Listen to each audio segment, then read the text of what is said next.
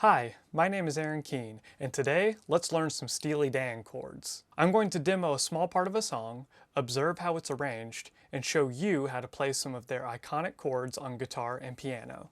Example 1, Reelin' in the Years, second half of the second chorus. Are you reeling in the years, stowing away the time? Are you gathering up the tears? Have you had enough of mine? The bass plays a shuffle groove of mostly octaves of the root, or scale degree 1 of the chord. It goes from G to A, G, and here it plays an F sharp followed by a riff that includes its 5th and flat 7th before landing on an A.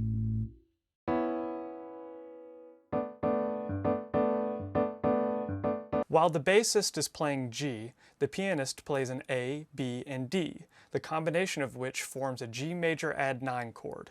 G, A, B, and D are the first, second, third, and fifth note of a G major scale. This particular voicing, in which the bass plays scale degree 1, an octave or two below a closely voiced second, third, and fifth, is referred to as the mu major chord. In this case, it's a G mu major. The next voicing plays out a whole step higher onto an A mu major chord, with the bassist on A and the piano playing a tight cluster of B, C sharp, and E. We go back to the same G mu major and follow it up with an F sharp mu minor. The F sharp mu minor is voiced with the bass player on F sharp, while the pianist plays a tight cluster of A, B, and E. Are you reeling in the years, stowing away the time? The vocal harmonies form either a major or minor triad for every note of the melody. The pickup notes for Are You Reelin' in the form a series of A major and B minor triads. Are you reeling in the... Once the word years is sung, we've entered the bass and rhythm instruments playing their combined G mu major. However, the vocal harmonies sing a B minor triad, with the top voice moving down a whole step shortly after, changing the chord to a D major. years? Adding the notes of a B minor or D major to the current chord of G mu major presents a problem, analytically speaking. When we do that, taking the F sharp from the vocal harmonies, we get a grand total chord name of G major 9. While technically correct for all the pitches at that given moment, the name doesn't accurately describe the role of any of the individual rhythm instruments that are playing a G mu major, or the combination of vocal harmonies that are sounding out a D major chord. And honestly, knowing it's a D major chord isn't enough to describe its context within the song, and so for that reason, I find it more useful to include the bass register's note in the vocal harmony analysis. And when we do that, we find the first chord in this clip constructed with the bass guitar's note and the vocal harmonies is a G major 7, and when that top voice falls down, it becomes a G major 9 removed third. years? On Stowin' Away the, we continue with A major and B minor triads over the G bass note. Both triads are diatonic to the key of A mixolydian that we're in, so it's an easy fit. Slowed down, the A triad over G is like a major chord with its flat 7 in the bass, and the B minor chord over G implies a G major 7 sound. Stowing away the... Though these chords move quickly and can be dismissed as diatonic passing chords without much thought to the bass, it's their very relationship to it that creates these interesting harmonies. On the word time, the harmonies form a B minor chord over the A bass note before all three voices come down to make an A major chord over A, which gives a great feeling of resolution. It's just an A chord. time? Are you gathering up the tears? And have you had enough of lyrics repeat the same chord-bass relationships as the first half. On the word mine, we still move from a B minor to A, but this time it's over an F sharp bass note, which gives the 4 minor over 1, relative to F sharp, to an F sharp minor 7 chord. In summary, When analyzing the harmonies of Steely Dan, it often helps to group the bass with the chordal rhythm instruments, and then separately with the vocal harmonies. Doing so can give you chord names and groupings that better reflect the arrangement. Example 2, Fire in the Hole, chorus. You know there's fire in the hole and nothing left to burn. I'd love to run out now. There's nowhere left to turn, no. The bass just follows the root, scale degree 1 or the letter name of the chord, whichever term you prefer, along with the piano, which in this song plays a more active role in playing the root. What the piano does.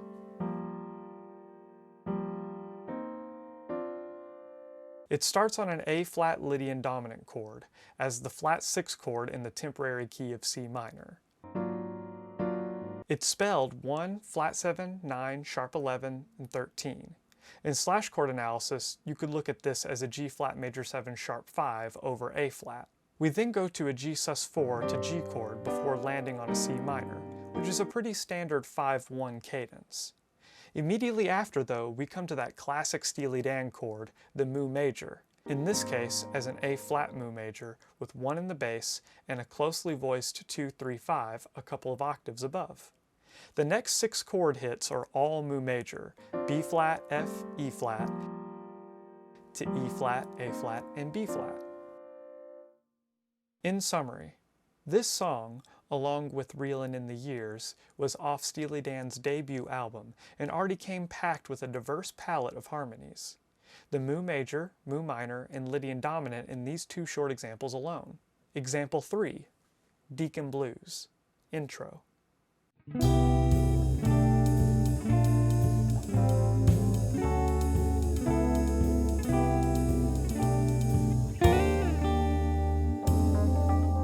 What the bass does. The bass plays a C, B, B-flat, and A, only to go a whole step higher and play the same chromatic movement, D, D-flat, C, B. Then the bass plays an E-flat, and then E on the last 2 chords in the progression.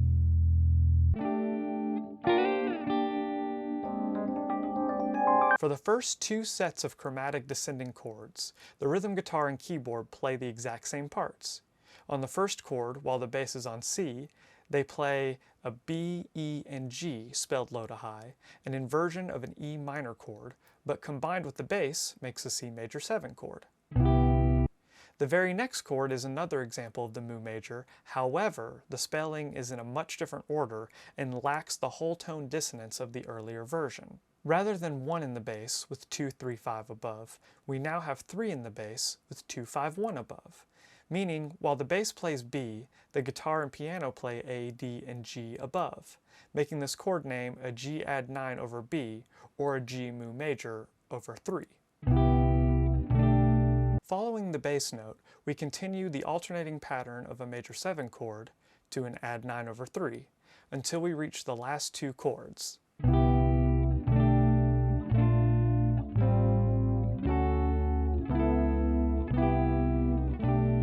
The keyboard plays a G minor triad, or the upper structure of an E-flat major 7 chord, before playing scale degrees 3, sharp 5, flat 7, and sharp 9 above an E, forming this E alt chord voicing that then arpeggiates up the keyboard. The guitar on the last 2 voicings plays a 2-string dyad of F and B flat to D and G, all over the E-flat major 7. Then, in a great example of common chord tones, holds the last D and G over the change to an E alt chord, becoming scale degrees flat 7 and sharp 9 of that chord. In summary, this add 9 over 3 version of the mu major is especially useful in softening the blow of out changes, or chords that step outside of more conventional functional harmony. Also take note of that 7 sharp 9 sharp 5 alt chord, as it is a go-to dominant chord in the Steely Dan catalog. Example 4, Peg, chorus. Peg, it will come back to you. Peg, it will will come back to you. This slap-happy bass part goes from octaves on C, B, and A before going to E on the upbeat, and finishing with a riff of G and B, the flat third and fifth of the E minor chord. The first two chords in this example are the exact same as the first two chords in the last one, C major 7 to G add 9 over 3, in the exact same key and voicing. The next two keyboard chords see the return of the mu minor, scale degrees 1 in the bass, and flat 3, 4, and flat 7 in the keyboard. We have an A mu minor, spelled flat 7, flat 3, 4, or G, C, D, going to an E mu minor, spelled flat 3, 4, flat 7, or G, A, D in the keys part. The guitar is slightly different on these mu minor chords, trading scale degree consistency for parallel movement. Pagan will come back to you. Pagan will come back to you. The harmonies, combined with the first note of the melody, form an E minor triad over the C and B bass notes, or a C major 7 to E minor over B. And much like the guitar part, trades scale degree consistency for parallel movement on the mu minor chords, back to being G, A, and D, and U being A, B, and E. In the context of the mu minor chords, we're simply adding roots and fifths to the chord area above the bass. Back to you. In summary, on the chords above the A and E based notes, the guitar, keyboard, and vocal harmonies all have several different pairs of whole tones crunching against each other. The guitar has C and D to D and E. The keyboard has C and D to G and A. And the vocal harmonies have G and A to A and B. Back to you. These whole tone dissonances are key to the mu chord sound and are usually between the flat third and fourth, but in the E mu minor, we see the vocals use that dissonance between scale degrees 4 and 5. Example 5, Black Cow, chorus.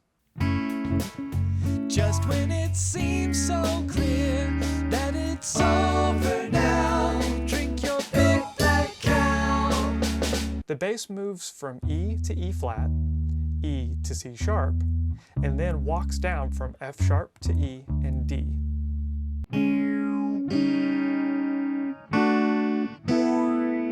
The keyboard and rhythm guitar do the exact same parts. They start with the dyad of G sharp and C sharp above the bass notes E, forming an E6 chord with no 5. When the bass goes to E flat, they play a G note with a whole tone crunch of D flat and E flat on top. When the bass returns to E, the guitar and keys play a D major triad, a chord commonly referred to as a 9 sus chord. The next chord, combined with the bass, is one we've seen a few times now, the add 9 over 3. In this case, that would be an A add 9 over C sharp.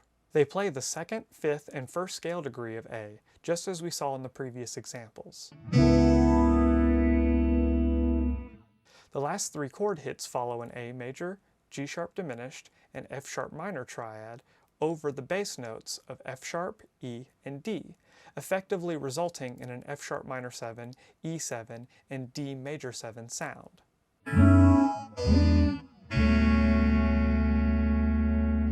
That it's over now, drink your big black cow. The vocal harmonies, combined with the melody, on the words over now, form a D major and B minor over the E bass note, and the 2-5-1 chordal stack harmony over the A add 9 over C sharp chord.